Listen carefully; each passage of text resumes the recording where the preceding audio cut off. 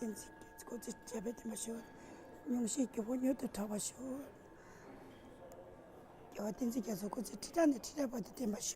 อให้พระองค์ทรงหายพระประชวรในเร็ววันด้วยเถิดอภิวาทนาสิริสนิจังวุธาปจายโนจัตตารโอธรรมาวัฏันติอายุวันโนสุขังพลัง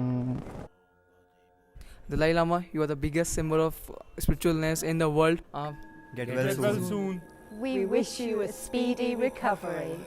His Holiness സുഖം പ്രാപിച്ച് ആരോഗ്യത്തോടുകൂടി വരാൻ ഞാൻ ദൈവത്തോട് പ്രാർത്ഥിക്കുന്നു. So querido deixares melhoras para Dalai Lama. Namaste.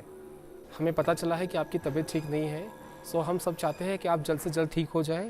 हम आपकी स्पीडी रिकवरी के लिए भगवान से प्रार्थना करेंगे. मैं अकाल पुरख अगे यह दुआ करता हाँ कि दलाई लामा जी की सेहत छेती ठीक हो जाए.